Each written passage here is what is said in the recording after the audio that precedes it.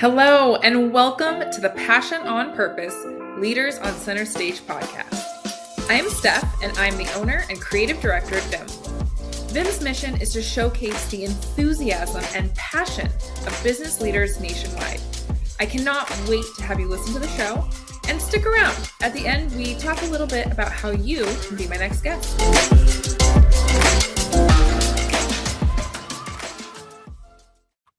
All right, welcome back. I'm so excited for another episode. We have Jamie Gilleland. We prepped that I was not going to butcher that, and I didn't. Gilleland. So excited. We have Jamie here, and she is with Keep It Simple Strategies. She has a couple of different facets to her business, so I'm super excited to dive into that. And I'm just going to start us off with my new coined hard-hitting question. And I'm going to ask you, Jamie, what is your why? My why. You know, I put every one of my clients through what I call my 9 levels of why. And my why is, and I'll tell you a little more about my story in a little bit, but I want my children to have options, to know that they are in control of what they're doing. And that's why I get up every day and build. I'm building a legacy business. I'm teaching them in the process that they don't have to do what everybody else does. They can do what they want to do if they choose how to build their life around it. I'm really, really passionate about building your business around your life, not your life around your business. I love that. How much has your why driven the structure of your business and your brand? How much of that bleeds through?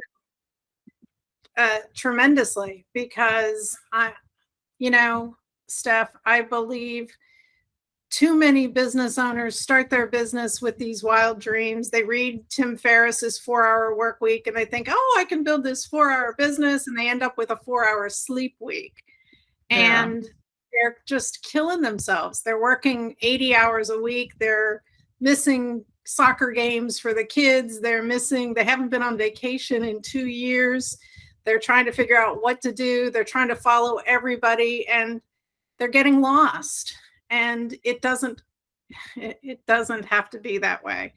There are simple strategies that can help them build their business in a way that they can have a life.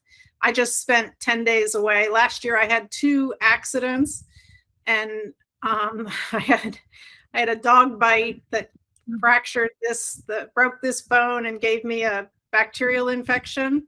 So 6 months of rehab to get this hand back. And literally the day I was going in for my final appointment, the day before, I was in a car accident that shattered my right wrist. So I literally, until March of this year, I had to work one-handed an entire year. And I still had the best year ever. So because I had the right systems in place, the right pieces, and I'm a very small shop. It's me, my VA, and my husband. And we managed to have a tremendous year. Won all kinds of awards, won a trip to Hawaii, all kinds of things that most people who had 2 hands weren't able to accomplish because they didn't have the right things in place. Yeah. When did you start Keep It Simple Strategies? When did that originate? Sure. So the company I started first was MySite, which is a digital marketing, sales and marketing automation done for you company. So we help people with setting up their systems, with creating their marketing strategy, with doing all the content, all of that done for you stuff.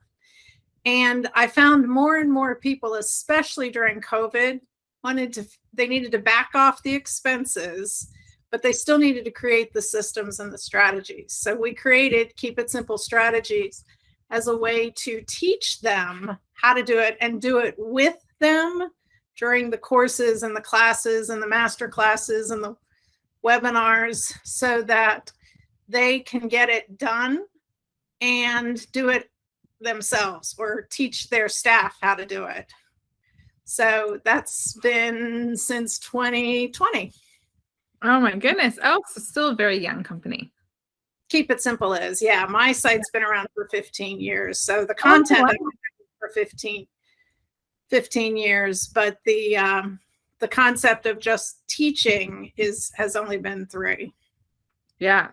And so where does, right, so your why is really kind of giving your children this understanding that there's, you know, so many options on how you can go through with your career and life, and that you don't have to, you know, be bound to the 4-hour sleep week, right?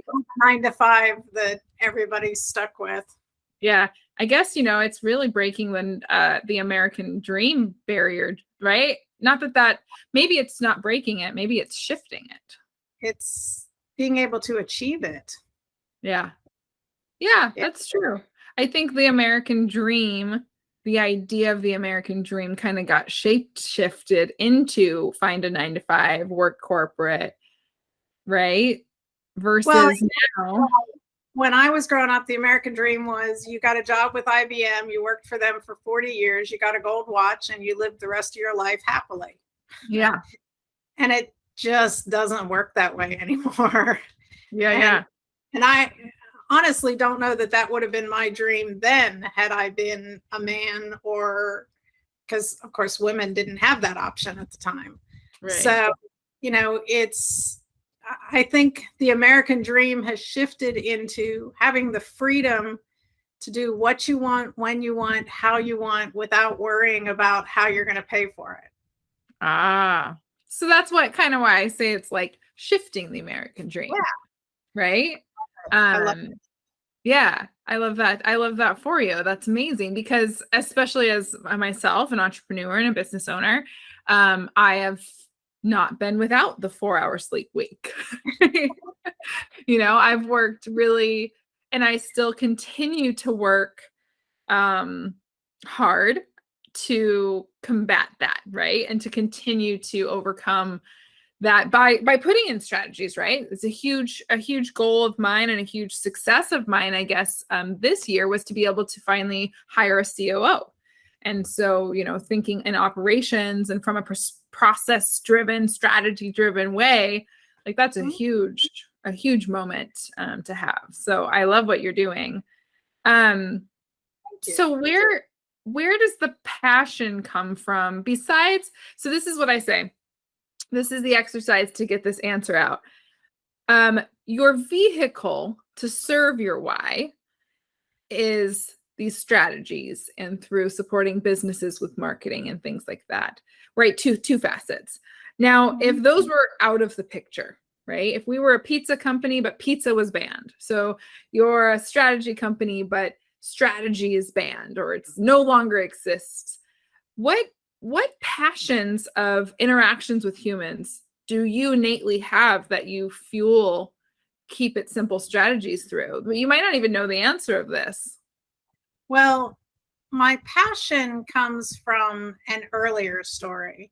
So back in 2002 to 2007, I was building a company which was a residential real estate company that we turned into a franchise concept. Life was going well. I had 30 plus realtors locally. I had sold 5 franchises. I was selected for top 100 new franchise concepts in 2006. You can still look me up in there. Wow. IPO on Wall Street for $3 million. I had the beach house in Hilton Head with the fancy cars and the, you know, mid 6 figures income. Life was a dream. Yeah. Then my husband and I went to see, what was the movie that Fresh Prince of Bel-Air? I can't remember what his name is now. Will Smith, right? And that makes me sound, if that's wrong, then I'm going to get a lot of criticism. Will Smith. Will Smith was in a movie about being this stockbroker. Is it The Pursuit of Happiness? I think so. Wait. I can't remember the name. Okay. He was I remember the bathroom scene. He and his son in the bathroom sleeping overnight. Anyway, in the public restroom, locking the doors to try and keep him safe because he was homeless, and ended up becoming this amazing stockbroker. Anyway, we were watching that movie, and my arms started tingling, and I couldn't figure out why. And the next day, I called the doctor and said, my elbow is, it's like somebody hit my elbow, but it's constant. It just keeps tingling. And went in, lo and behold, they diagnosed me with a massive brain tumor, the size of a golf ball, that was pushing on my brainstem. And the doctor said, I don't have good news. He said, you have a brain tumor. You have literally less than 6 months to live. And the surgery, you only have a 20% chance of surviving it. My twins were 5 at the time. My daughter was, and I ended up having to step out of the business. Now, I literally wrote the book on how to run the franchise. So we had all the systems in place for the franchisees, but I hadn't written the book on how to run the business without me in the corporate. 6 months later, I did survive. So I'm one of the 20%ers. But when I got back to the business, my business partner, it was 2007. I don't know if you remember, there was a real estate crash starting then. So the business crashed and died. And I went from beautiful home, beautiful cars, beautiful income to standing in line to collect food stamps to feed my children. So massive, went through essentially what Will Smith was in the movie. So it's kind of ironic that that was the movie I was watching when I identified that there was something wrong. I became amazingly passionate about finding out how to build the right systems so that I could step away. Go forward 5 years in my site in the company, I started working really well. I literally 12x'd my company from November of 2014 to November of 2015. I went from $60,000 a year, which I thought was pretty good for a web designer doing basic stuff, to $60,000 a month. Wow. And in order to make that happen, I threw bodies. I hired web designers. I hired people that had the criteria to do what I needed them to do. What I failed to do was give them my systems in the process.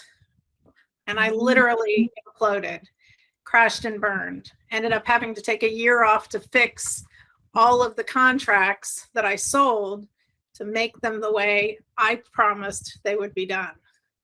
So that reiterated that I needed to make sure that the right systems were in place for my company, and I needed to help other companies make sure they had the right systems in place so that they could step away, they could have a life, they could grow their business and not lose the integrity of what they were building to begin with. So many companies, as they grow and scale, lose the face of the owner, the face of the founder, because other people take over with their ideas because the right systems were not there. So I don't know if I've answered your question, but those are the things that drive me to make sure that my clients have the pieces and the parts and the process to live a life that they started their business for in the first place, to not be frustrated. My tagline is kiss the frustrations goodbye. So get rid of those things that keep them awake at night so that they get an 8-hour sleep night instead of a 4-hour sleep week. So I think I answered your question. Absolutely. I just think there's the vehicle that we all have to execute our passion and our why. And oftentimes we don't flush that out enough, right? And so some of the things that I heard from what you said was, sustainability, not just in the way that we, the trendy word of sustainability is with like the environment. And I'm not downplaying the necessity of sustainability in that way, But what I hear is there's a passion that you have for creating sustainability within peace of mind for yourself, right? Whether it's your children and having sustainable American dream, right? Something that they can sustain through that, whether it's your clients and you're creating, well, how do you sustain, your business without you, right? How does your business sustain? And I also heard a lot of passion around the idea of longevity. You went through something that, of course, no one anticipated. Well, I mean, I'm sure some people anticipated it, but right, it wasn't in our forefront to have something that was running so smoothly and performing well, not have the same longevity, the next 5, 10, 15, 40 years. So I hear a lot of those passion words come out for you. Do those resonate with you? Absolutely. Yeah. Yeah. And it's funny because that's what I love about this. It's so funny because I didn't mention it, but any listeners know, right? We're within our first, dozen or so episodes, and the show already has shifted so much. And what I love has been this kind of almost like introspective moment of fleshing some of these things out, because we as business owners, we get in the nitty-gritty of our day-to-day. Right? We produce the system, we market the system, we work with our VA and our team. We don't often slow down to work on the brand side, to have some of these key words and some of these key real drivers come to the forefront. I love that. And I love that you help, because you're right. We're focused on the trees and we're not seeing the forest because we're in the day-to-day. So having you ask those questions really, I think, helps your interviewees to see something in a way that we hadn't seen it before. So thank you for that. Yeah. And it was totally unintentional. I just really know that every business owner, I guess not every, right? There are some exceptions to the rule, but the people who I seem to attract naturally are just passionate and enthusiastic about what they do. They don't always know how to muster up the words and the visuals to convey it all the time. And so this has been like I said, we're a few episodes into this, this kind of what I've done, which is flipping the script a little to really help bring that out, which was very unintentional. I love it. Well, and I think you're attracting people that way, partly because of your name, Passion on Purpose, Leadership on Center Stage. Absolutely. It draws somebody like myself who wants to share what we're doing and get our message out to more people and serve as many people as we can serve. That's where the passion comes from. So thank you. Yeah, no, thank you. I thank you for sharing that and saying that too. I want to give, right, we've talked about the keep it simple strategies, that this is your company. Tell me more about, if the listeners are listening, tell my audience who are listening, what's a good way to summarize kind of what they can get when they work with you full time, and what's a good offer or entry way to get into your systems? What they get is the option of identifying not only who their ideal client is, but what the perfect journey looks like for their clients. So we look at what's the journey that your happy clients have gone through. They came in through what was their purpose? How did you solve it? What was the next step? Was there another piece? Are there multiple upsells if we're using marketing terms? Who handled what? So we look at that entire process for the happy customer. Then I make them do that for their last unsatisfied or unhappy customer. And a lot of times people don't look at that secondary piece. And I think it's key because it helps identify when this person handled this went wrong. When this person handled it, this went right. Or when this piece was skipped, we didn't go through expectations. We didn't talk about price point or whatever the process is. When that piece was skipped, there was a clear why that they took in the and why versus the why we were talking about. Yeah, there was a clear diversion in the road that they took, and they didn't take the same path. So if we can create the consistent, good customer experience, that increases their revenue, increases their happiness, increases their referrals, all of those pieces.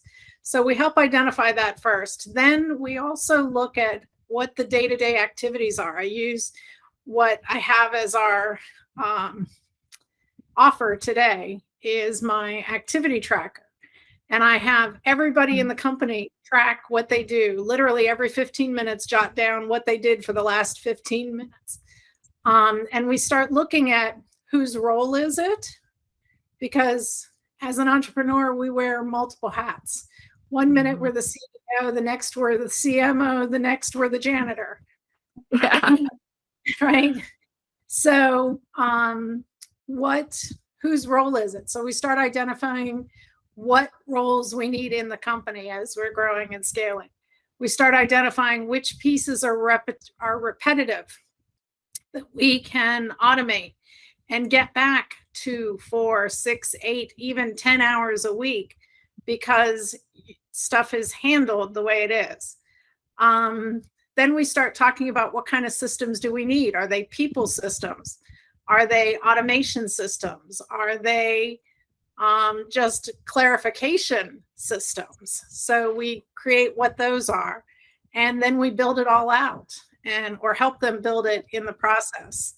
So it's a education, it's a clarity and focus exercise, and it's the opportunity to grow and scale your business. My husband and I have 5 companies together.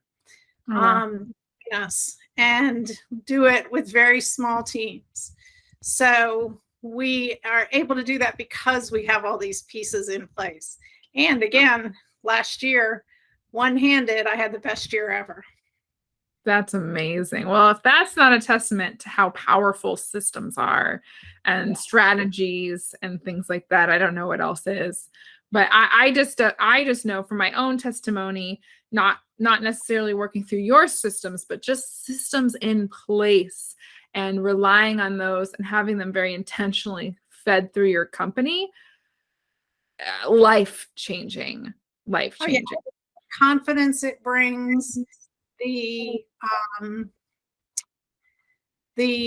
peace it brings, the knowing that you can take off and take a vacation and things will still be running and working, but your phone is going cha-ching when you wake up every morning, right?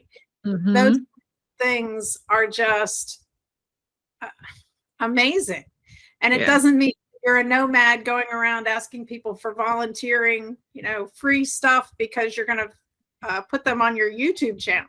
It's real cash, real business that is bringing in sustainable revenue. And I love that you pulled sustainability out because I've never thought about that as part of my passion. But sustainable revenue, regardless of what's going on in your life. Yeah, I truly think that's something to dive into for the Keep It Simple strategies. I think it's there, right? I feel it and I hear it with you. I love it. Maybe I need to change it to Keep It Simple Sustainability. Well, we can talk about that for sure. I will make sure if any of the listeners are entrepreneurs, business owners, I will say in my own experience, pre-starting them, in my own corporate world, right, living and working with different companies, there was times where either I prayed and hoped and wished they would bring someone in like you to help our company. There were times where that prayer was answered and they brought someone in and we did those exercises of figuring out who does what and what does a 2-week week look like for each person. And it was so monumental and powerful for the business. And so I just know, listeners, that if you're at varying stages of your business, especially with this free offer that you have, I really strongly suggest that you go check it out and really glean off of anything you can have to create a foundation such as what Jamie's creating with Keep It Simple Strategies. It is forever professionally and personally life-changing. So I just truly believe in what you do, Jamie, and I'm so honored that you came on the show to share your passion and the intention you have behind the Keep It Simple Strategies. Thank you so much. Oh, thank you so much. And, the thing about what we do is it works whether you're a startup person that's just beginning to, we've had clients who are well-known speakers, authors, and coaches that I guarantee you have their books on your bookshelves, to corporate entities that you're buying their drinks in the grocery stores. So it works across the board. It's something that each and every person listening, regardless of where they're at, can get some benefit from. And that, if I can help, my goal is to help 1 billion people. And in order to do that, I need people like you and people like others who I'm helping you, and you're then helping someone else. That's the only way I'm going to reach 1 billion people myself. So thank you for helping with that.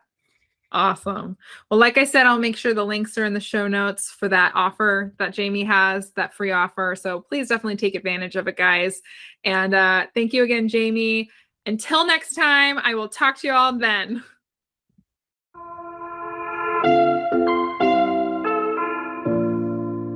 Steph here. Thank you so much for listening to the Passion on Purpose Leaders on Center Stage podcast. If you are a successful business owner and you lead your business with passion, we'd love to feature you on our show. We'd love to share with the world what makes your business great and how you have intentionally led passion throughout your business. Also, if you got any value or little tidbits from this episode, please take a minute to screenshot the episode and share it on your favorite social media platform. Be sure to tag us so we can properly thank you, and we love deepening our connection with our listeners. We are regularly putting out new episodes to feature leaders such as yourself who lead with passion on purpose. So be sure to subscribe to our show so you don't miss any future episodes. For more episodes, guest information, or details on the show, please visit getvim.com/passion on purpose. That's getvim.com/passion on purpose. Once again, I'm Steph. I am the owner and creative director at Vim, and thank you for listening to the show.